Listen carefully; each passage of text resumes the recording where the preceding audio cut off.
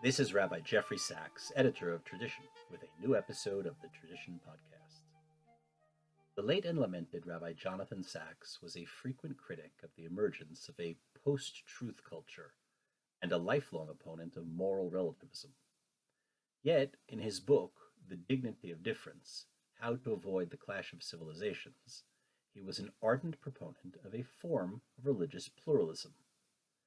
When first published over 20 years ago, his position was both attacked and misunderstood, giving rise to questions about how his orthodoxy and his devotion to objective truth were able to sit alongside his advocacy for a form of religious pluralism.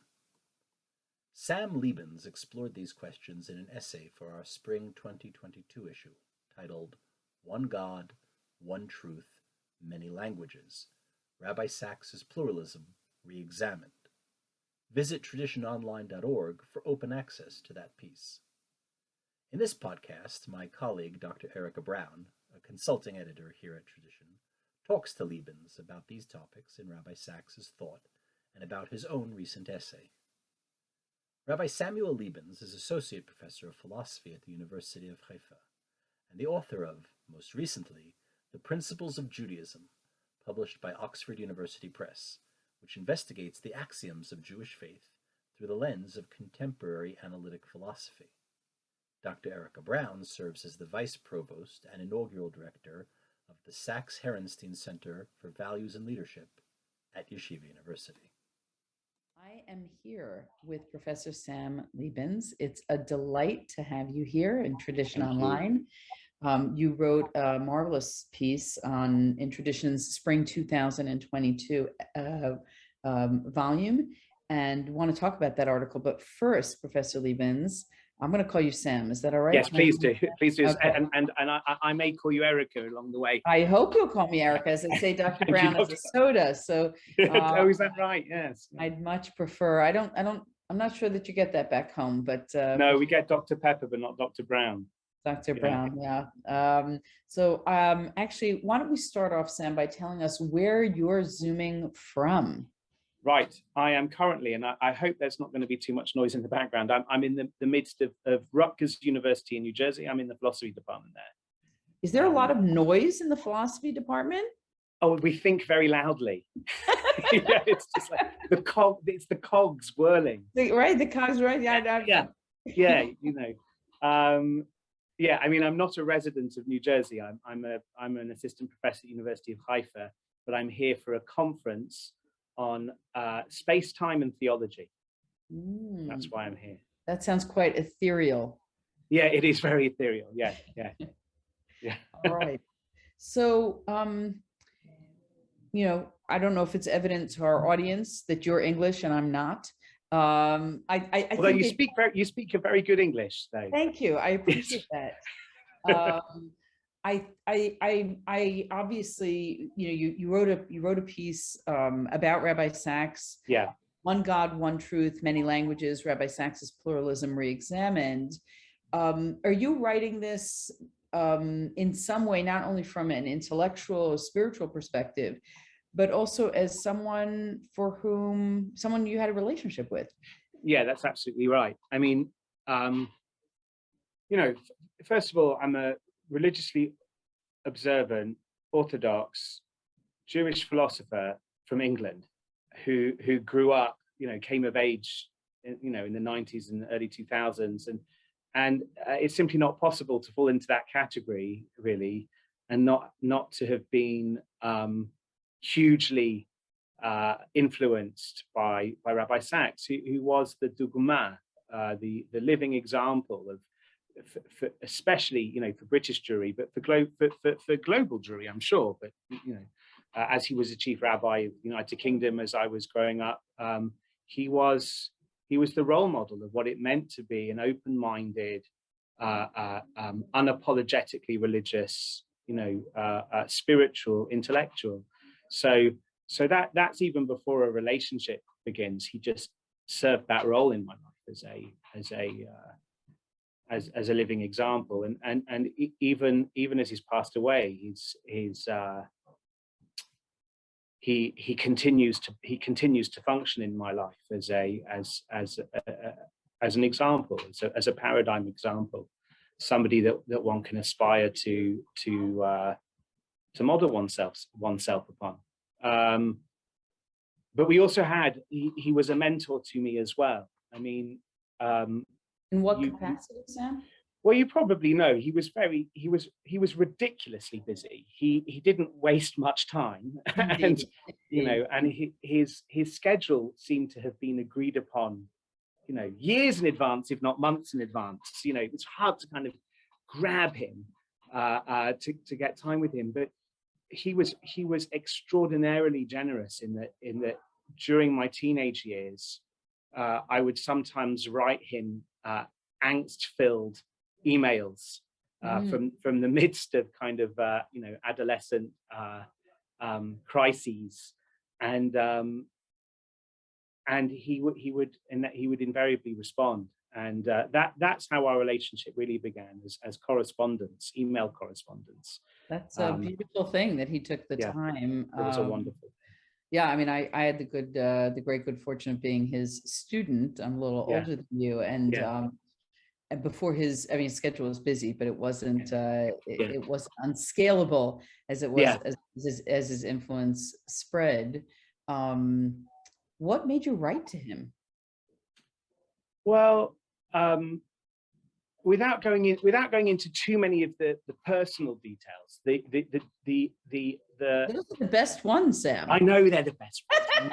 See, I'm British. We don't do personal details. We kind of repress them. Privacy. Yeah, privacy. Yeah. But in the broad scale story is that I was in yeshiva. I didn't grow up particularly religiously observant. I grew up in a very good and traditional Jewish home, but not particularly religiously observant. I became more observant on my own. I ended up in yeshiva, and actually it was very much at the time of the controversy around the dignity of difference, the book that Rabbi Sacks wrote about interreligious relations and in a sense religious pluralism.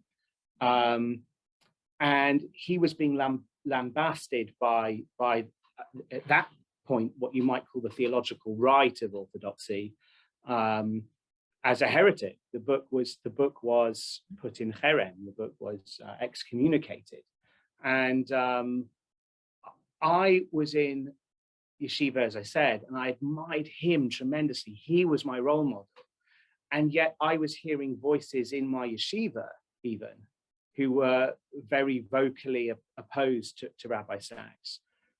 And I found that very, very difficult. And I felt kind of intellectually, there were certain yeshivot that I couldn't have gone to because I didn't have the skills in Talmud learning.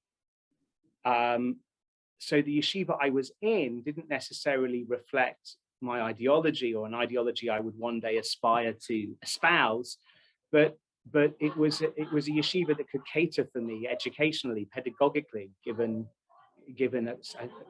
I suppose a lack of previous Jewish education, and I just felt terribly conflicted because I had Rabbi Sacks on the one hand, who was my role model, and even though I didn't know him yet personally. And I had all these voices that seemed so close-minded, and I already knew I was going to go to study philosophy at university, and there were rabbis in the yeshiva who were very opposed to my studying philosophy because they came from a different type of orthodoxy that doesn't value deep engagement with secular wisdom, or if they do, they at the very least have a concern, a legitimate concern perhaps, that if someone isn't prepared yet for exposure to those things, they may be led astray. And I was even feeling, to a certain extent, bullied on an individual level by you. Were you, Sam? I take it you were probably 17 or 18 at this time. 18. So were people actually actively speaking and trying to dissuade you? And yes, coming up with your sort of defensive posture of how to protect your academic integrity? Is that? That's absolutely right. But I was too immature, I think, to do that without feeling terribly hurt by people who I admired and looked up to. You know, somebody threw Rabbi Sacks's books onto the floor of the Bet Midrash. You know, a rabbinic figure did that, and yeah, Wow. and Wow. somebody also came to visit me. Like, I was a studious yeshiva, but I was really quite frum. I hope I still am. You know, but and I was very studious. I was in the Bet Midrash, really trying to grow. Somebody came to visit me in my room when I wasn't well. They were doing Bikur Cholim, which is a very nice thing, and they saw that I had on my bookshelf a volume by Voltaire. In my bedroom bookshelf, not in the Bet Midrash. I wouldn't take it to the Bet Midrash. And this rabbi was going to throw it out the window. It is private property. I'm just saying. Yeah. So what a I mean, what, you know, when you talk about cognitive dissonance, you know, that's. And I wrote to Rabbi Sacks at that time, and I asked him. I told him I had a fabulous Talmud teacher in this yeshiva, but I was feeling bullied, and I was feeling dismayed by the way he was being treated. His name was being treated, and in his characteristic manner, because nobody ever heard him speak downwards towards his detractors or speak dismissively towards his detractors. He encouraged me to remain in yeshiva despite knowing what people were saying about him, because he said that having a teacher that I love teaching me Talmud is a rare opportunity before going to university, and I should finish out it was actually my second year. I should finish out my second year of studies, and he wrote with such compassion for my situation. He didn't know me from Adam yet, and I think from then onwards he took a very active interest in my welfare. Do you think that he saw in you a younger version of himself? Is that fair to say? He also had not grown up in a religiously traditional home per se. He also sort of, as an autodidact and studying under Rabbi Nachum Rabinovich and others, tried to make up for the years lost in terms of textual study. And yes, I think that's right. I think that's right. I think that background gave him a deep appreciation of how rare an opportunity it can be for somebody from these sorts of educational backgrounds to find a Talmud teacher who can really bring Talmud to life and give you those textual skills. And certainly, there's a very small number of religiously observant philosophy graduates, and he kept his eye on those people. He did. Yeah, that's it's special to have that, to have someone who of his stature who took a personal interest. I was running the Sixth Form Center when I lived in the UK, and he was the principal at Juice College, and he took an active interest in a number of teenagers. And if someone had a conflict, and I advised them to speak to Rabbi Sacks. Rabbi Sacks took them seriously. I think he had an investment in the youth of the community, understood that they were the future. So let's talk about this essay. I want to talk about what inspired you to write this essay. I think for our listening audience, who may not have yet read it, but they will certainly read it soon. It's available in traditiononline.org in the 2022 spring volume. It's a lengthy essay. It's a beautiful essay. It's a lengthy essay, a very provocative essay. What inspired you to write it? What's the central thesis? And what's the reaction been to it? So those are three questions in one. Oh, wow. Okay. So what inspired me to write it was, the tragic, very sudden, really, and untimely passing of Rabbi Sacks, I think occasioned a lot of us, people who had meaningful relationships with him, to return to his words just for comfort. Very much so, yeah. So I've been reading you know, more intensely Rabbi Sacks since he passed away than I had been beforehand, because Me too, me too. I just feel I need it. It's a way of connecting to him, is to connect to his writings, and Absolutely. that's what you hold on to. Absolutely. Yeah, and it's a tremendous comfort that he's left us that.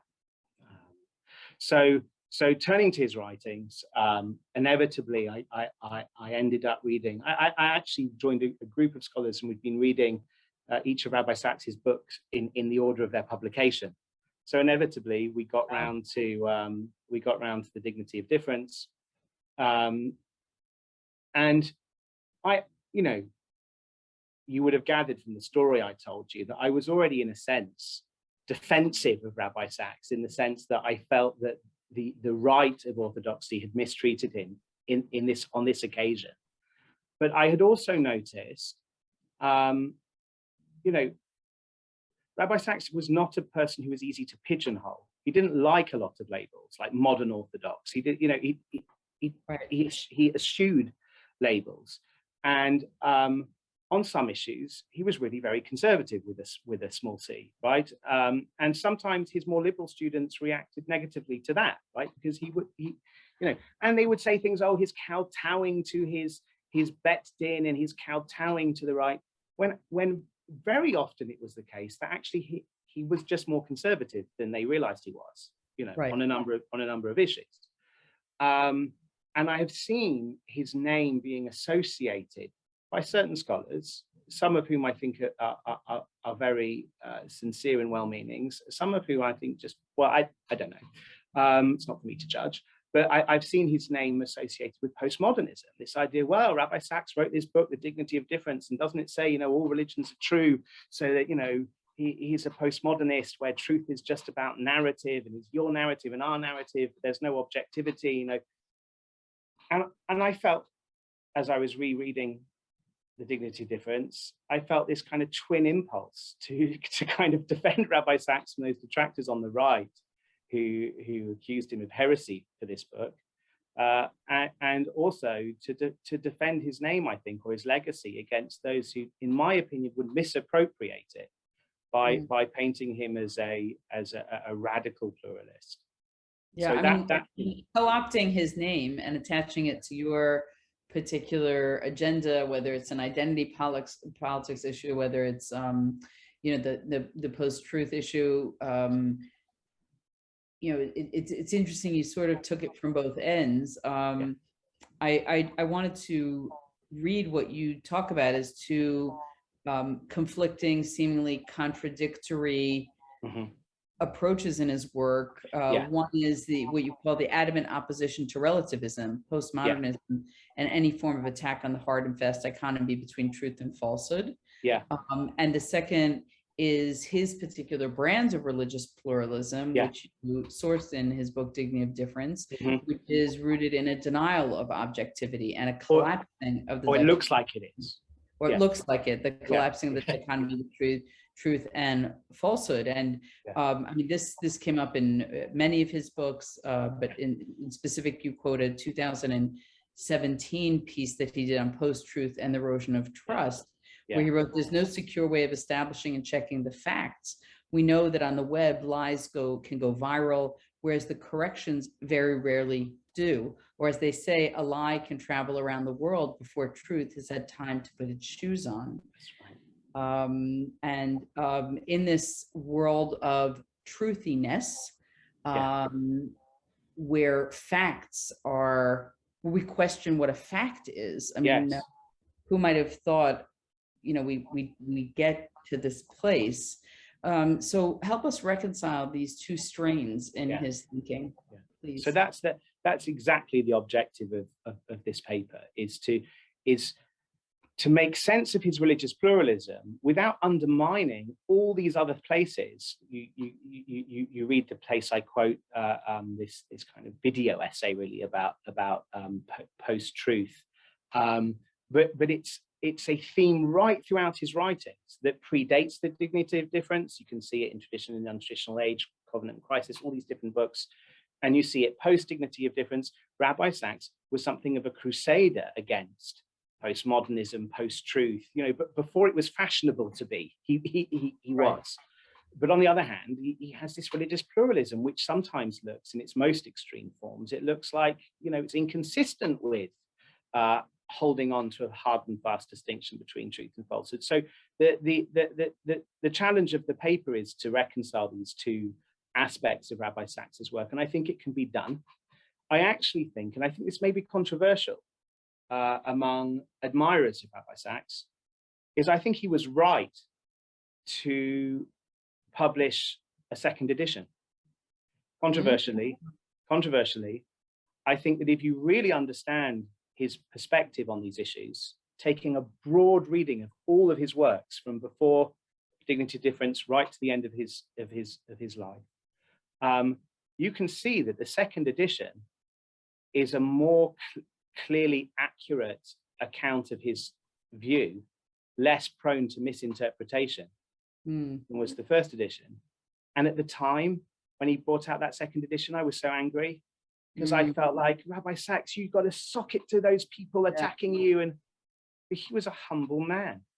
And he said, okay, I've been misunderstood. I'll go back to these sentences. He didn't retract them. He said in the preface to the book, I'm not retracting what I said, but I recognize that what I said may have been open to misconstrual or misinterpretation. I'll say it clearer. And I think he was. I mean, there's the teacher in him, right? Who's trying to say this wasn't about a fight, and often the perception for those who are not maybe not as au fait as you might say, in what happened in that time period. This wasn't really kowtowing to the right, elements of the right, because the chief rabbinate was not didn't actually have authority over that community either. It was perhaps understanding that readers that he did care deeply about may have been misled by his writing. And the teacher in him, I think, again, this is all speculative, but the teacher in him said, I have an opportunity to articulate this in a way that will be more fully understood and more accurately representative of the way in which I think, because, as we know, and I think Twitter had not been around when Dignity of Difference was first published, or its second edition. I have a first edition copy, so that's one of my most valuable possessions. It's the first edition signed copy of Rabbi Sacks's Dignity of Difference. And I wasn't quite as vehement, but I appreciate your vehemence about this. And then sort of softening over time and realizing from an educational pedagogical standpoint, a person looks back at his work with a truth and a clarity and says, I want to make sure people understand me. And I think that's what you were trying to accomplish, if I'm not mistaken, in this article. Absolutely. And I think if you don't care about truth, if you live in this kind of post-truth world and someone says something against you, you just say what you said before, but you say it louder. Right. But if you care about truth, or you put the other side on the defensive. You accuse them of something, some ism. But Rabbi Sacks was, no, I care about truth, and therefore if my words have led people to misunderstand my actual position, I'll listen to them and rearticulate. So that's the purpose of the paper. And as I understand Rabbi Sacks's pluralism, I suppose there are three key things that need to be understood, and this is what the paper tries to do. The first is that the lion's share of what you might call the pluralism is what a philosopher would call epistemic pluralism. And what this means is epistemology is the study of belief and evidence and rationality even. I think a key element of Rabbi Sacks's view that you can trace right throughout many of his works, and not merely the Dignity of Difference, is that it's not possible for a human being to achieve rationality absent from a community and a language.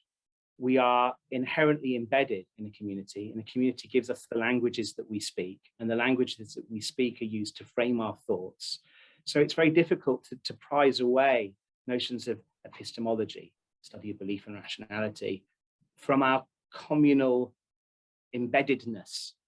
And I think what this leads to is the view that, wow, even though I've got very good reason to believe that Judaism is true, I can recognize that somebody born into a different community speaking a different language may be equally rational to believe otherwise.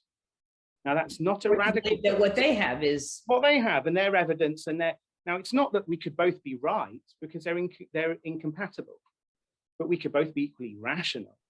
And I think that's a major element of Rabbi Sacks's pluralism. And I think it's very important because if we can recognize in one another, even as we continue to have our disagreements, that your opponent in a debate may be equally in good faith as you and equally reasonable and rational, but just has a different stream of evidence, a different language, a different approach,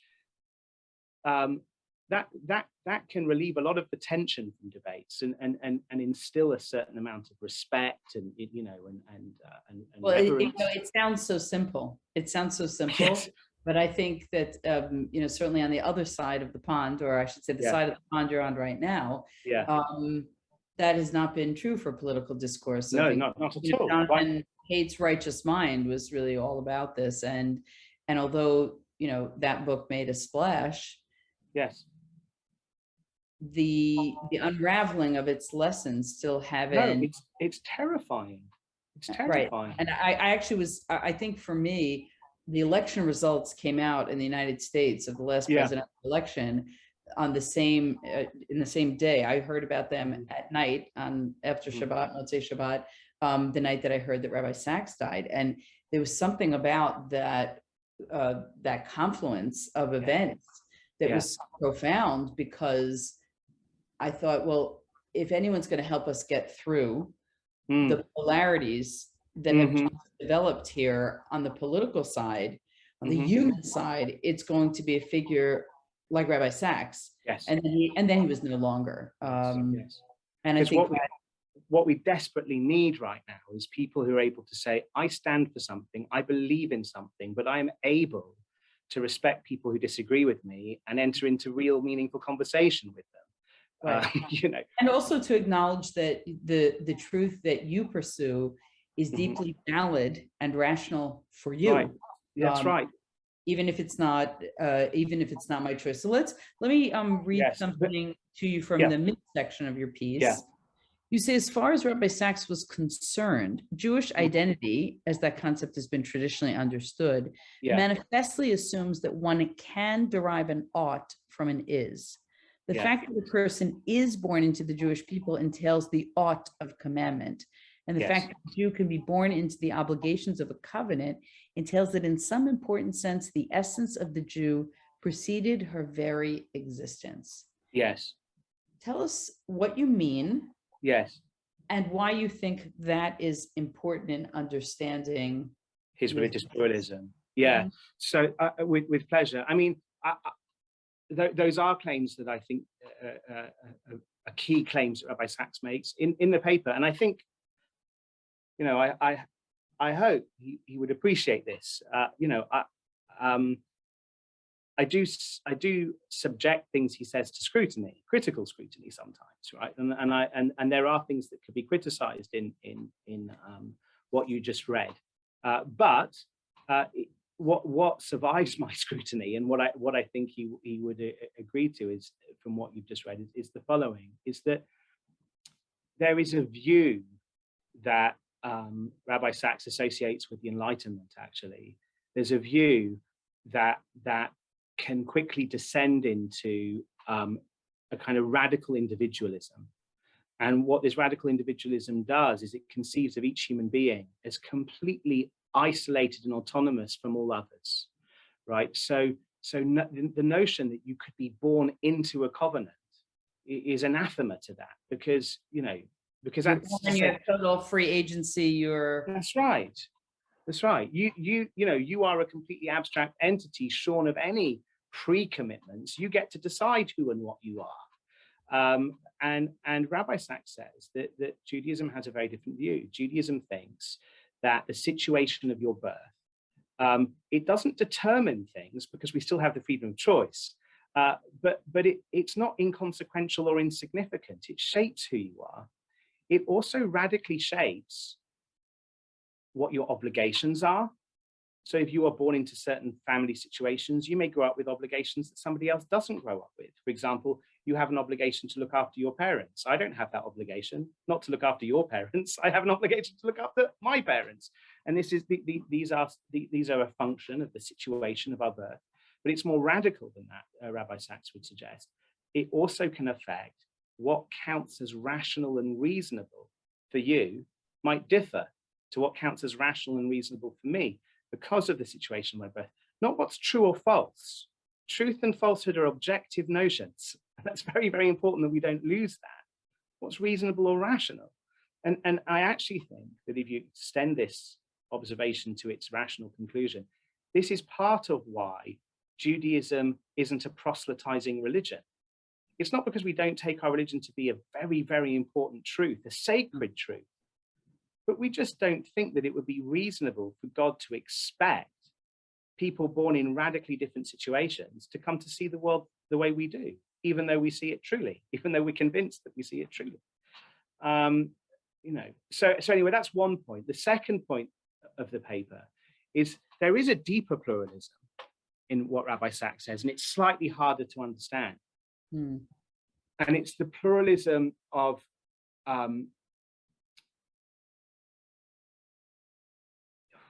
it's based on this distinction between Torah and Chokhmah that you find in Rabbi Sacks's work consistently. And as I try to understand that doctrine of Rabbi Sacks, this distinction between Torah and Chokhmah, what emerges from Rabbi Sacks's treatment of that distinction is that there are some deep and profound truths that can only be communicated in a given language. So let me give an example, right? I've just finished reading for the second time in my life, The Brothers Karamazov by Fyodor Dostoevsky, but I can only read it in English.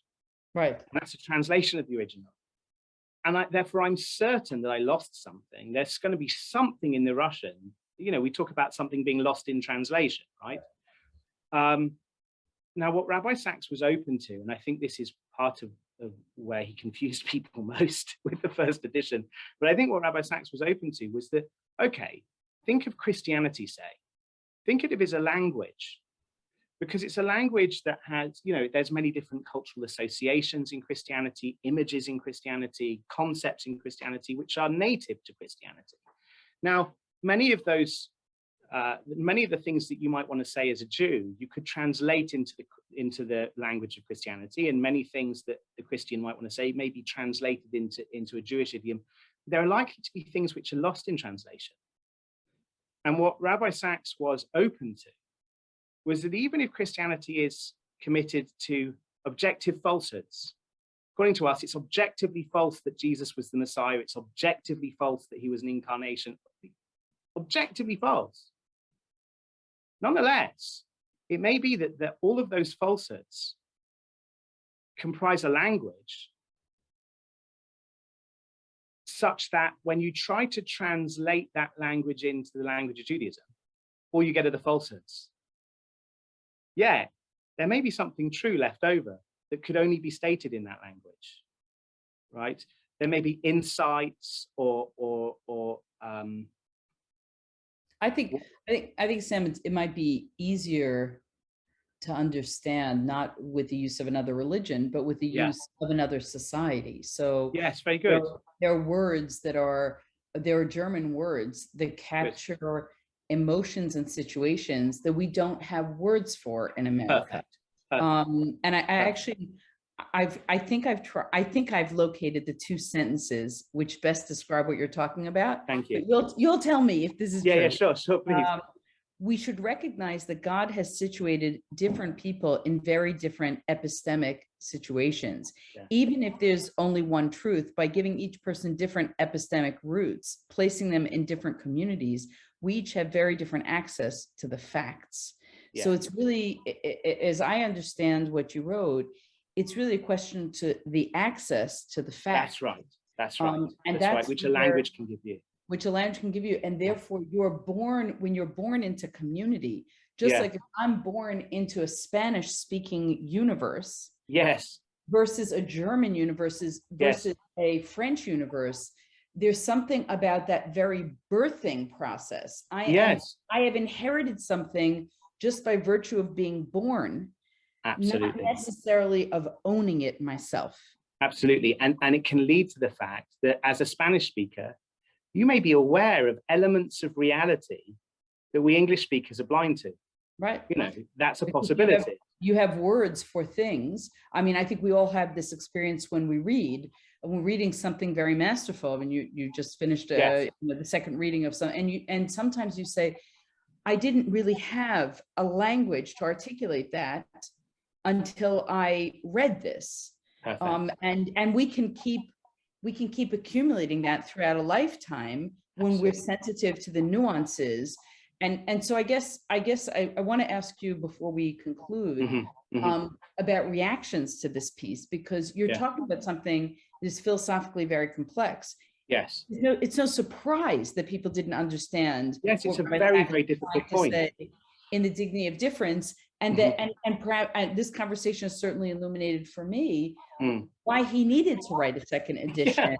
Yeah. To say this isn't a foregone conclusion for many people. And particularly people, I'll just say this is an American as opposed to European, Europeans who speak multiple languages, those who speak multiple languages may appreciate in a much more profound way that there are truths that are accessed by virtue of language.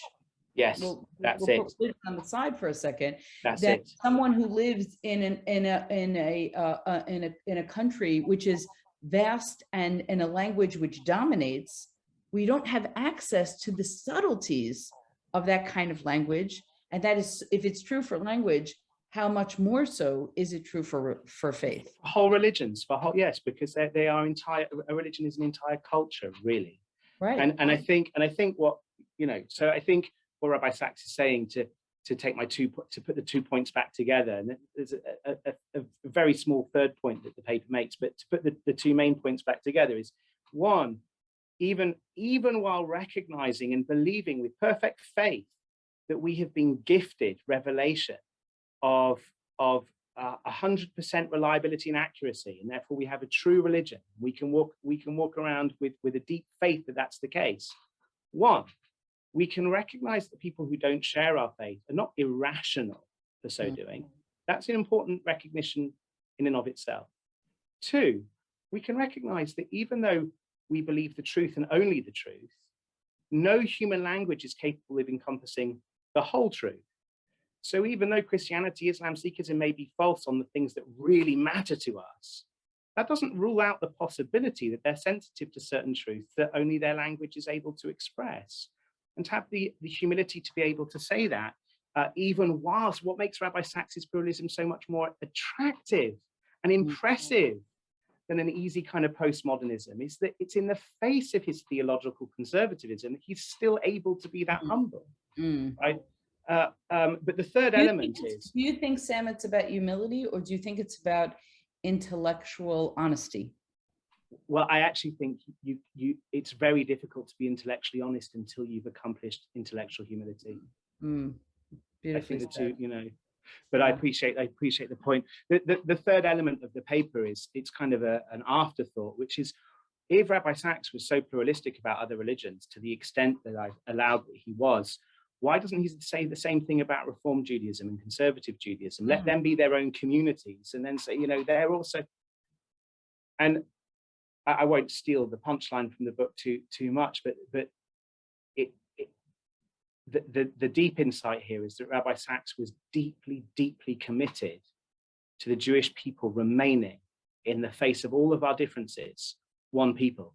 Right. It's because we're one people that the debates between Orthodoxy, Reform, and Conservatism are kind of intra-linguistic. Right. And you're in other words, if you're born into Judaism, well, for Rabbi Sacks, perhaps you're born into Orthodoxy, right? In other words, and that's a whole other podcast, right? It was just, well, that's what my book's about. It's good that you said that, because I wanted to ask you. It's a good plug, right? A shameless plug. Yeah. You've got a new book. In fact, I have it, and you don't have it yet. Yeah, that's right. So just by virtue of of getting an advanced copy, Tell us in our remaining moments Yeah, so very what briefly. what the book's title is, who's the publisher, how can we get it, when it's coming out? Well, it's a Maggid Press book in association with Yeshiva University Press. So We're covered on both fronts. My yeah, that's right. and my employer. Yeah, that's right. Your publisher and your employer. And it's called The Guide for the Jewish Undecided. A philosopher makes the case for Orthodox Judaism. But the reason it's relevant is that philosophically, it's an extension of the same project of this paper. Because what it says is, well, okay, what makes things rational, what makes things reasonable depends upon the linguistic and cultural setting in which you find yourself. But I say, well, if that's true, what happens if you do find yourself in a Jewish cultural setting?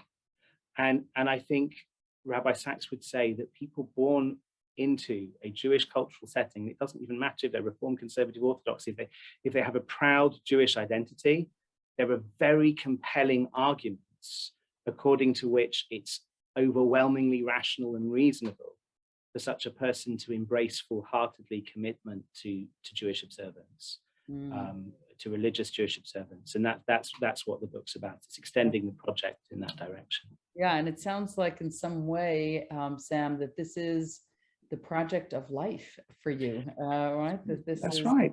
Something that you've been working out, and had the gift of having Rabbi Sacks as a mentor in that journey. But you still haven't told us when the book's coming out. Sure. Well, I'm not exactly sure. I think I think it will certainly be out in a couple of months. You know, it's on the precipice of going to print. So do look out on it, but maybe even by the time this podcast is up, it will be out. Okay. Well, my husband and I are fighting over who gets to read it first. I look forward to being in touch when we've read it. For our listeners, this is the Tradition Online podcast. You can access it at traditiononline.org. We're talking with Sam Lebens about his Tradition article in the spring of 2022. It's called One God, One Truth, Many Languages, Rabbi Sacks's Pluralism Reexamined. I'm going to say that again just so that it gets a good cut. We're here with Professor Sam Lebens discussing Tradition's spring 2022 essay, One God, One Truth, Many Languages, Rabbi Sacks's Pluralism Reexamined. Sam Lebens, thank you so much for this conversation. Thank you so much. Really, really enjoyed it. Thank you.